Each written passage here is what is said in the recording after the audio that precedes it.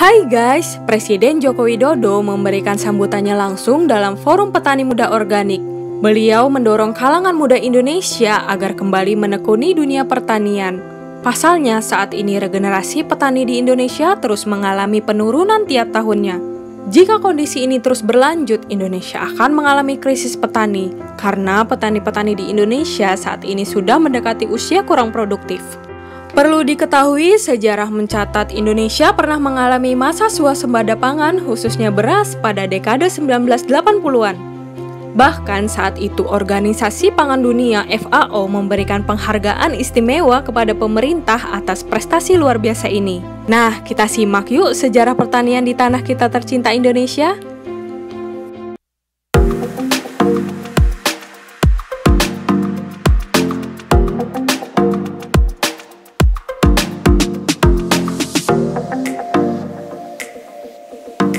Berdasarkan data yang dirangkum dari IDN Times, ada 7 fakta sejarah pertanian di Indonesia. Yang pertama, sejarah padi. Konon, beras sudah ada sejak zaman kerajaan Hindu-Buddha. Menurut hasil penelitian para arkeolog bidang pangan, ditemukan 2 peninggalan sejarah mengenai padi. Yang pertama, ada ahli yang mengatakan bahwa padi adalah tanaman endemik Nusantara. Yang kedua, padi dibawa oleh orang Cina dan India. Yang kedua, banyak ditemukan bukti-bukti sejarah pertanian pada relief dinding candi. Untuk melihat seberapa penting pertanian bagi masyarakat Indonesia, bisa dilihat dari relief dinding candi seperti di Candi Borobudur dan Candi Prambanan, di mana terdapat relief yang menggambarkan kegiatan pertanian. Ada pula prasasti batu yang menggambarkan raja yang meletakkan retribusi pada beras. Yang ketiga, Indonesia menjadi incaran bangsa Eropa untuk mencari rempah-rempah.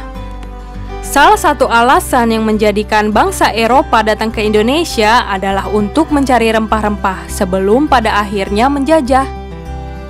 Di abad ke-16, Portugis adalah bangsa Eropa yang pertama datang ke Indonesia. Dan karena lonjakan permintaan rempah-rempah yang tinggi, membuat bangsa asing berbondong-bondong datang ke Indonesia untuk mencari rempah-rempah.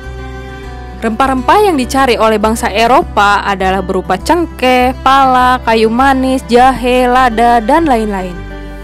Yang keempat, Belanda melakukan sistem tanam paksa. VOC dinyatakan bangkrut pada pergantian abad ke-19. Dengan segera, Belanda membuat Indonesia sebagai negara jajahan bernama Hindia Belanda, dan secara resmi ini ditandai sebagai periode kolonial Belanda. Pemerintah Belanda menerapkan kultur stelsel yang mengharuskan sebagian lahan produksi pertanian dibuat untuk ekspor tanaman. Tanaman komoditas untuk tanam paksa adalah tembakau, teh, kopi, kelapa sawit, kina, dan karet. Yang kelima, masa penjajahan Jepang. Hasil panen dan komoditas perkebunan dikendalikan oleh otoritas militer Kekaisaran Jepang. Di zaman penjajahan Jepang, pembangunan pertanian kurang mendapat perhatian karena pemerintah disibukkan oleh situasi perang. Oleh karena itu, terjadi penurunan produksi beras, kedelai, dan jagung yang memicu kelaparan. Yang keenam, di era Orde Baru, kelapa sawit jadi komoditas utama. Di era Orde Baru yang dipimpin oleh Presiden Soeharto, perkebunan kelapa sawit diperluas. Pada saat itu, Indonesia adalah produsen minyak kelapa sawit terbesar di dunia.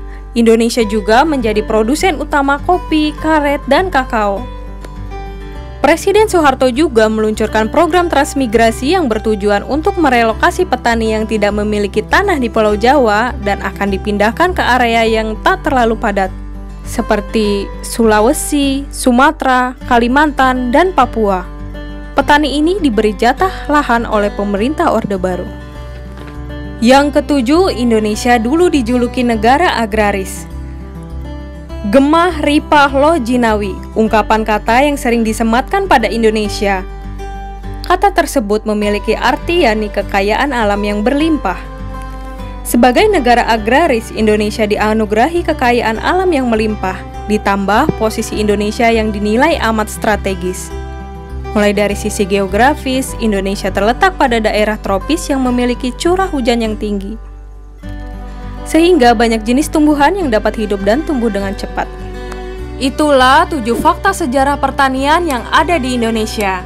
Sekarang masa depan pertanian ada di tangan para generasi muda agar Indonesia terbebas dari bayang-bayang impor dan bisa menciptakan lapangan kerja sendiri. Terima kasih sudah menonton video ini. See you next time.